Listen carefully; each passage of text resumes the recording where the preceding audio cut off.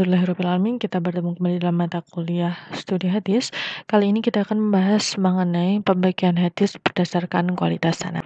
Sebelum kita lebih lanjut membahas mengenai pembagian hadis berdasarkan kualitas sanad, terlebih dulu marilah kita buka pertemuan kita dengan bersama-sama membaca basmalah.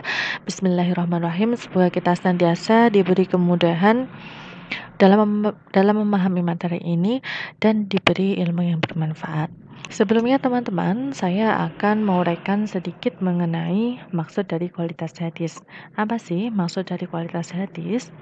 Kualitas hadis di sini yang dimaksud adalah mutu suatu hadis atau dapat juga diartikan tingkatan dan nilai yang disandang sebuah hadis. Nilai, mutu, dan tingkatan yang dimaksud ini adalah sebuah ukuran apakah sebuah hadis itu dapat dijadikan hujah dalam menetapkan suatu kepastian ajaran atau tidak. Tidak semua hadis perlu diteliti kualitasnya, namun hanya hadis-hadis yang dari sudut kuantitasnya termasuk ke dalam kategori hadis ahad. Mengapa seperti hadis mutawatir itu tidak perlu diteliti kualitasnya? Karena hadis mutawatir sudah mencapai ilmu daruri, di mana hadis tersebut tidak memerlukan penelitian lagi. Menginjak pada pembahasan secara garis besar, hadis ahad dari sudut kualitasnya dibagi menjadi dua, yaitu hadis ahad yang makbul dan juga hadis ahad yang mardud. Dari klasifikasi makbul dan mardud ini kemudian akan ada pengelompokan lagi, seperti bisa teman-teman lihat di layar, di mana hadis makbul nantinya akan dikelompokkan menjadi hadis sahih dan hadis hasan, sedangkan hadis mardud akan dikelompokkan menjadi hadis dhaif. Pertama-tama kita akan mengurai mengenai hadis makbul. Hadis makbul merupakan hadis yang telah sempurna seluruh syarat penerimaannya. Hadis makbul tentu saja telah memenuhi syarat-syarat tertentu sebagai hadis makbul, di mana syarat-syarat itu berkaitan erat dengan sanad dan juga matan. Syarat hadis makbul dari segi sanadnya, yang pertama, sanad hadis makbul harus bersambung, dan masing-masing sanad tersebut harus adil dan dhabit, serta tidak ada ilat yang mencacatkannya. Dan dari segi matannya, hadis makbul tidak boleh mengandung kejanggalan. Hadis makbul sendiri diklasifikasikan berdasarkan implementasi dan rutbahnya. Berdasarkan implementasinya, hadis makbul dibagi menjadi hadis ma'mul bih atau hadis yang dapat diamalkan, dan juga hadis ghair ma'mul bih atau hadis yang tidak dapat diamalkan. Sedangkan berdasarkan rutbah atau urutan kualitasnya, hadis makbul dibagi menjadi hadis sahih dan juga hadis hasan. Klasifikasi hadis makbul berdasarkan implementasinya. Lalu bagaimanakah hadis yang dimaksud dengan hadis yang ma'mul bih atau dapat diamalkan? Yang termasuk ke dalam kategori hadis ma'mul bih yang pertama adalah muhkam, yaitu hadis yang telah memberikan pengertian jelas.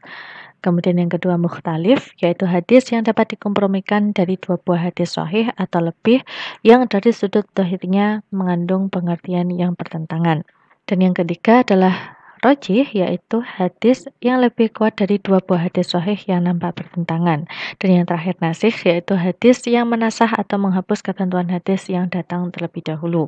Sedangkan hadis yang termasuk ke dalam ghair ma'mul bih atau hadis yang tidak diamalkan, diantaranya yaitu yang pertama mutasyabih. Mutasyabih ini merupakan hadis yang memberikan pengertian yang tidak jelas.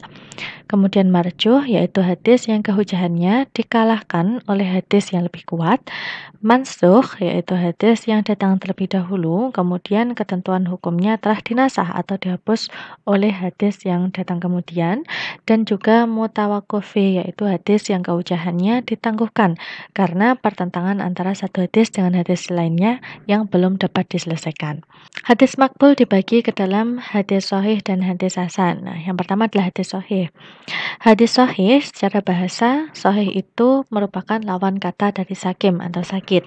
Sehingga yang dimaksud dengan hadis sahih merupakan hadis yang sah atau hadis yang sehat, atau dapat juga dikatakan hadis yang selamat.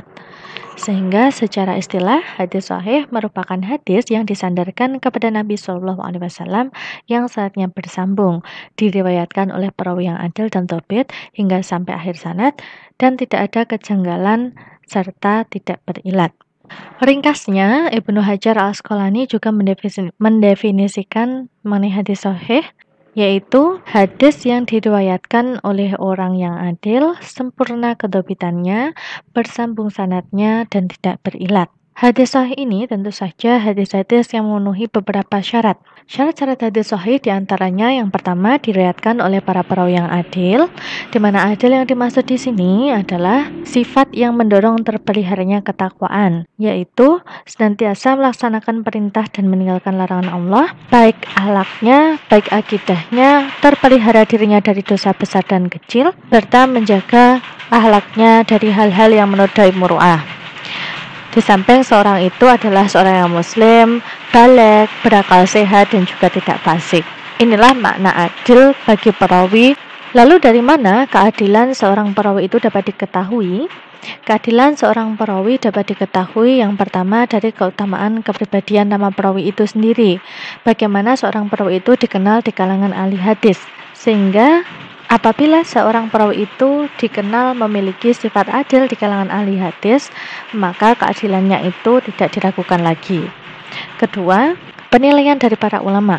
Dan yang ketiga, keadilan perawi itu dapat diketahui dari penerapan kaidah al-jar wa ta'dil apabila terjadi perbedaan pendapat di antara para ulama mengenai keadilan perawi-perawi tertentu. Jadi apabila dari pendapat para ulama ini kemudian si A sebagai seorang perawi misalnya, ada yang berkata bahwa si A ini adil, kemudian ulama yang lain mengatakan kurang adil atau tidak adil, maka akan diterapkan kaidah al-jarh wa ta'dil untuk mengetahui keadilan si perawi tersebut. Syarat kedua agar sebuah hadis digolongkan ke dalam hadis sahih adalah adanya kedobitan yang sempurna yang dimiliki oleh para perawinya. Yang dikatakan sempurna kedobitannya adalah yang baik hafalannya, tidak pelupa, tidak banyak ragu, dan tidak banyak tersalah, sehingga mempunyai ingatan yang sempurna mengenai hadis-hadis yang diterima dan diriwayatkannya. Seorang perawi yang dobit, dia akan mampu menyampaikan hafalan tersebut kapan saja manakala diperlukan, sehingga orang yang disebut dobit adalah orang yang harus mendengar secara utuh apa yang diterimanya, memahami isinya, kemudian mampu untuk menyampaikannya kembali kepada orang lain atau meriwayatkannya sebagaimana mestinya. Kedobitan perawi sendiri terbagi menjadi dua, yaitu dobit sodr atau dobit fuad dan dobit kitab. Dobit sodr artinya terpelihara hadis yang diterimanya dalam hafalan. Seorang yang dobit sodr ini mampu memelihara hadis yang diterimanya dalam bentuk hafalan, sehingga ia menerima hadis tersebut sampai meriwayatkannya kepada orang lain kapan saja periwayatan itu diperlukan. Sedangkan dobit kitab artinya orang yang memelihara periwayatan itu melalui tulisan-tulisan yang dimilikinya. Jadi orang yang dobit kitab, dia mengingat betul hadis-hadis yang ditulisnya atau yang dia catat dan menjaganya dengan baik dan meriwayatkannya kepada orang dengan benar. Untuk mengetahui seberapa kedobitan seorang perawi, ahli hadis memiliki metode verifikasi riwayat. Metode ini dinamakan dengan metode iktibar. Metode iktibar melalui dua tahap. Yang pertama, mengumpulkan semua hadis yang diriwayatkan seorang perawi tanpa meninggalkan satu hadis pun. Dan yang kedua, membandingkan setiap hadis yang ia riwayatkan itu dengan riwayat orang-orang thiqah. Kethikohan perawi diberikan sesuai dengan tingkat kesesuaian riwayatnya dengan riwayat mereka. Seorang dinilai thiqah apabila semua riwayatnya atau sebagian besarnya sesuai dengan riwayat. Jika semua yang diriwayatkan atau sebagian besar dari yang dia riwayatkan bertentangan dengan riwayat, maka seseorang dinilai tidak thiqah atau dhaif. Penilaian kethikohan seseorang ini dilakukan baik kepada para perawi yang memiliki kesalahan pribadi adil maupun yang memiliki dokumentasi atau kedobitan yang sempurna. Bahkan seorang perawi tidak bisa dikatakan thiqah jika hanya memenuhi syarat kesalehan pribadi atau adil dan juga syarat dobit yang sempurna. Syarat dari sahih yang ketiga adalah antara satu sanad dengan sanad lainnya harus bersambung. Bersambung disebut juga muttasil, dalam bahasa Arab disebut juga muttasil, dan hadis yang muttasil adalah sanad-sanad hadis yang antara, dan sanad hadis yang muttasil atau bersambung adalah sanad-sanad hadis yang antara satu dengan yang lainnya berdekatan atau berurutan, bersambungan atau merangkai. Dengan kata lain, di antara pembawa hadis dan penerimanya terjadi pertemuan langsung. Sanad yang bersambung artinya adalah sanad hadis yang antara satu dengan sanad yang lainnya berdekatan atau berurutan, bersambungan atau berangkai. Dari adanya persambungan itu terbentuk sebuah silsilah atau rangkaian sanad yang bersambung menyambung sejak awal sanad sampai kepada sumber hadis itu sendiri, yaitu Rasulullah SAW. Untuk membuktikan kesinambungan atau ketersambungan antara sanad-sanad itu, dilihat bagaimana keadaan usia masing-masing dan tempat tinggal dari para perawi. Apakah usia keduanya memungkinkan bertemu atau tidak. Selain itu juga dilihat bagaimana cara mereka menerima dan menyampaikan hadis. Misalkan apakah mereka mendengar langsung dari perawi hadis itu ataukah dengan cara munawalah atau seorang guru memberikan hadis yang dicatatnya kepada muridnya. Nah, inilah cara-cara yang digunakan untuk membuktikan apakah sanad-sanad itu bersambung. Syarat hadis sahih yang keempat adalah tidak mengandung cacat atau ilat. Ilat di sini adalah suatu sebab yang tidak nampak atau samar-samar yang dapat mencacatkan kesahihan suatu hadis. Sehingga hadis yang tidak mengandung ilat merupakan hadis yang tidak memiliki cacat yang disebabkan adanya hal-hal yang tidak baik yang kelihatannya samar-samar. Dikatakan samar-samar karena jika dilihat dari segi dohirnya, hadis tersebut terlihat sahih. Namun di dalamnya terdapat keraguan, sehingga kualitasnya menjadi tidak sahih. Dan syarat hadis sahih yang terakhir adalah matanya tidak janggal atau syak. Artinya hadis yang tidak bertentangan dengan hadis lain yang sudah diketahui tinggi kualitas kesahihannya. Dengan kata lain, hadis yang syadz merupakan hadis yang diriwayatkan oleh perawi yang thiqah. Sebuah hadis dikatakan janggal apabila hadis tersebut merupakan hadis yang diriwayatkan oleh perawi thiqah, tetapi matanya menyalahi hadis yang diriwayatkan oleh perawi yang lebih tinggi kethiqahannya, sehingga hadis tersebut digolongkan ke dalam hadis yang janggal atau syadz. Apabila terjadi kejanggalan, maka kedudukan hadis menjadi lemah dari sudut matanya. Hadis sahih diklasifikasikan menjadi sahih lidatihi dan sahih lighairihi. Sahih lidatihi adalah hadis sahih yang memiliki 5 syarat kriteria. Sedangkan hadis lighairihi, hadis sahih lighairihi adalah hadis yang kesahihannya dibantu oleh adanya keterangan lain. Pada dasarnya, hadis sahih lidatihi ini merupakan hadis sahih yang kita sebut dalam pemakaian sehari-hari. Jadi cukup menyebut dengan hadis sahih saja tanpa menambahkan lidatihi. Yang termasuk ke dalam hadis sahih lidatihi atau juga hadis sahih adalah hadis-hadis yang telah berhasil dihimpun oleh para mudawwin dengan jumlahnya yang sangat banyak, seperti oleh Malik, Al-Bukhari, Muslim, Ahmad, Abu Dawud, At-Tirmidzi, Ibnu Majah dalam kitab-kitab sahih karya masing-masing. Sedangkan hadis yang sahih lighairihi merupakan hadis-hadis yang pada mulanya memiliki kelemahan pada kedobitan perawinya. Mungkin ada yang kurang sempurna kedobitannya sehingga dianggap tidak memenuhi syarat untuk dikategorikan sebagai hadis sahih, sehingga hanya mencapai derajat kategori hadis hasan lidati. Lalu bagaimana mengenai kehujahan hadis sahih? Bagian ulama memandang bahwa hadis-hadis sahih riwayat Al-Bukhari dan Muslim memberikan faidah yang qat'i. Sedangkan menurut sebagian ulama yang lainnya, seperti halnya Ibnu Hazm, beliau berpendapat bahwa semua hadis sahih dan memberikan faedah qat'i tanpa dibedakan apakah diriwayatkan oleh Bukhari atau Muslim atau bukan. Klasifikasi hadis makbul berdasarkan rutbahnya yang kedua adalah hadis hasan. Hadis hasan merupakan hadis yang diriwayatkan oleh perawi yang adil namun kurang kuat hafalannya, meski bersambung sanadnya, tidak mengandung ilat dan tidak syadz. Jadi yang membedakan antara hadis sahih dan hadis hasan adalah adanya hafalan yang kurang kuat pada perawi hadis hasan ini. Atau dengan kata lain, sebuah hadis dikatakan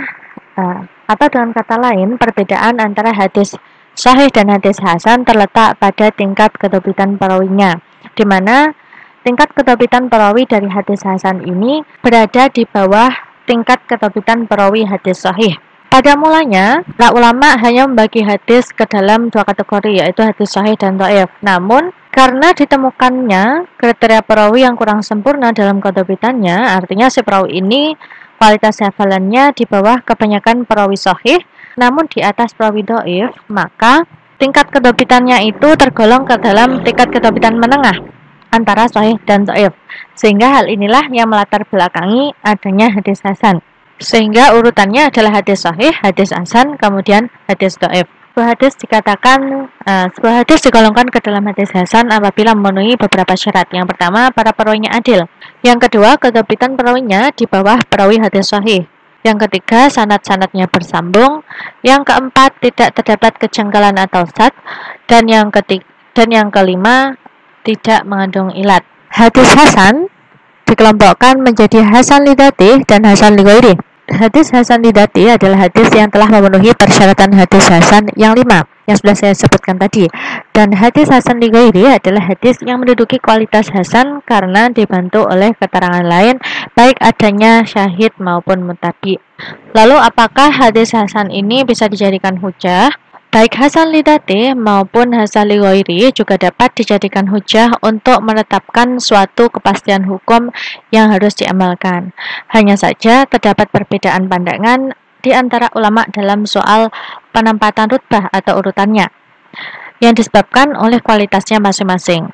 Jadi ada ulama yang tetap membedakan kualitas kehujahan baik antara sahih lidzatih dan sahih lighairih dengan hasan lidzatih dan hasan lighairih. Setelah kita membahas mengenai hadis maqbul, kemudian kita akan menginjak pada pembahasan mengenai hadis mardud. Hadis mardud merupakan hadis yang hilang seluruh syarat-syaratnya atau sebagiannya. Atau dapat dikatakan bahwa dalam hadis mardud ini kebenaran pembawa berita pada hadis mardud tidak sampai kepada derajat hadis maqbul. Hadis yang tergolong ke dalam hadis mardud adalah hadis dhaif. Secara bahasa, dhaif berarti lemah. Dan kata dhaif juga memiliki konotasi makna dengan kata sakim yang artinya sakit. Dan ini merupakan lawan dari sahih. Maka hadis dhaif merupakan hadis yang lemah, hadis yang sakit, atau dapat juga dikatakan hadis yang tidak kuat. Sehingga hadis dhaif didefinisikan sebagai hadis yang kehilangan satu syarat atau lebih dari syarat-syarat hadis sahih atau hadis hasan, atau hadis yang tidak ada padanya sifat-sifat hadis sahih maupun hadis hasan. Karena tidak ada sifat-sifat hadis sahih atau hadis hasan di dalam hadis tersebut, maka hadis tersebut digolongkan ke dalam hadis yang mardud atau yang tidak diterima oleh para ulama hadis untuk dijadikan dasar hukum. Hadis dhaif sendiri diklasifikasikan menjadi 3. Yang pertama, hadis itu dhaif disebabkan adanya kekurangan pada rawinya, baik tentang keadilan maupun hafalannya. Kemudian dhaif yang disebabkan sanadnya tidak bersambung, dan juga dhaif dari sudut sandaran matannya. Jadi yang pertama, dhaif yang disebabkan adanya kekurangan pada rawinya, baik tentang keadilan maupun hafalannya. Di antaranya adalah hadis maudhu', yaitu hadis yang dibuat dan diciptakan oleh seorang yang kemudian disandarkan kepada Rasulullah secara palsu atau dusta. Hadis yang disampaikan secara palsu atau dusta tentu saja perawinya sudah pasti tidak adil dan juga tidak mempunyai kekuatan hafalan. Kemudian hadis matruk. Hadis matruk ini hadis yang ditinggalkan, yaitu hadis yang hanya diriwayatkan oleh seorang perawi saja, dan perawi itu juga mendapatkan tuduhan berdusta.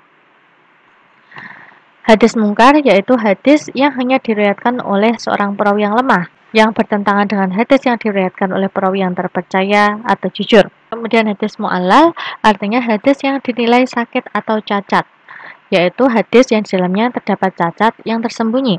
Kemudian ada hadis muttarib, artinya hadis yang kacau, yaitu hadis yang diriwayatkan oleh seorang perawi dari beberapa sanad dengan isinya yang kacau dan tidak sama serta tidak dapat dikompromikan. Kemudian hadis maqlub, yaitu hadis yang terbalik atau hadis yang diriwayatkan perawi yang dalamnya tertukar dengan mendahulukan yang belakang atau sebaliknya, baik berupa sanad maupun matannya. Kemudian ada hadis muharraf, yaitu hadis yang terjadi dari berubah huruf dan syakalnya. Kemudian ada hadis musahaf, yaitu hadis yang sudah berubah titik kata. Kemudian ada hadis mubham, yaitu hadis yang perawinya tidak diketahui identitasnya. Ada hadis mudraj, yaitu hadis yang mengalami penambahan isi oleh perawinya. Dan hadis syadz, yaitu hadis yang diriwayatkan oleh perawi orang yang terpercaya, yang bertentangan dengan hadis lain yang diriwayatkan dari perawi-perawi yang lain. Nah, inilah hadis-hadis yang tergolong ke dalam hadis dhaif yang disebabkan adanya kekurangan pada rawinya, baik tentang keadilan maupun hafalannya.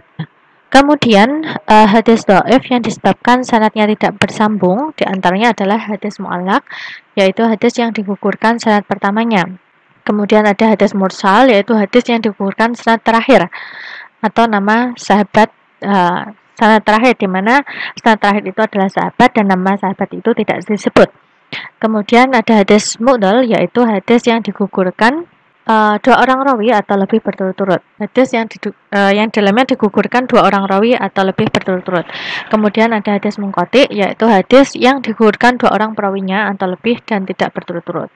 Sedangkan hadis mudallas merupakan hadis yang disembunyikan cacatnya. Ada tadlis isnad dan juga tadlis suyuh. Tadlis isnad merupakan seorang perawi yang menerima hadis dari orang yang semasa tetapi tidak pernah bertemu langsung, atau bertemu langsung tetapi tidak menyebut namanya. Ini adalah hadis mudallas tadlis isnad. Nah, kemudian ada tadlis suyuh. Kalau tadlis suyuh itu seorang perawi yang menyebut nama gurunya bukan dengan nama yang dikenal khalayak umum tetapi menggunakan nama yang kurang dikenal. Nah, inilah hadis-hadis yang tergolong dhaif yang disebabkan sanadnya tidak bersambung. Kemudian hadis dhaif dari sudut sandaran matanya diantaranya adalah hadis mauquf dan hadis maqtu.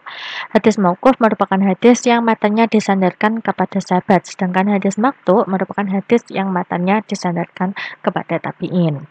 Lalu bagaimana mengenai kehujahan hadis dhaif?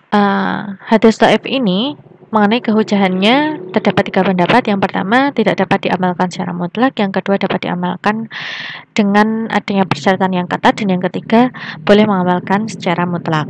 Hadis maudhu'. Hadis maudhu' merupakan hadis yang dibuat-buat atau diciptakan atau didustakan atas nama Nabi. Lalu bagaimana cara kita mengetahui apakah hadis itu maudhu' atau tidak? Yang pertama, adanya pengakuan dari pembuatnya. Kemudian yang kedua, maknanya rusak dalam arti bertentangan dengan Al-Quran, hadis yang mutawatir maupun hadis yang sahih. Matanya menyebutkan janji yang besar untuk perbuatan kecil dan rawinya pendusta. Ini adalah ciri-ciri dari hadis maudhu'. Jadi kesimpulan yang dapat kita tarik dari materi kali ini bahwa hadis berdasarkan kualitas sanadnya dapat dibagi menjadi hadis maqbul dan hadis mardud. Kemudian hadis maqbul dibagi ke dalam hadis sahih dan hadis hasan, sedangkan hadis mardud terbagi menjadi hadis dhaif. Hadis yang dapat dijadikan sebagai hujah merupakan hadis maqbul yang sahih dan yang hasan, sedangkan hadis dhaif yang tergolong mardud tidak dapat dijadikan hujah. Saya rasa cukup sekian yang dapat saya sampaikan dalam materi kali ini. Apabila ada kesalahan dari apa yang saya sampaikan, apabila ada kekurangan, saya mohon maaf yang sebesar-besarnya. Dan sebelum kita tutup, marilah kita membaca hamdalah bersama-sama. Alhamdulillahirabbil alamin. Semoga bermanfaat. Wassalamualaikum warahmatullahi wabarakatuh.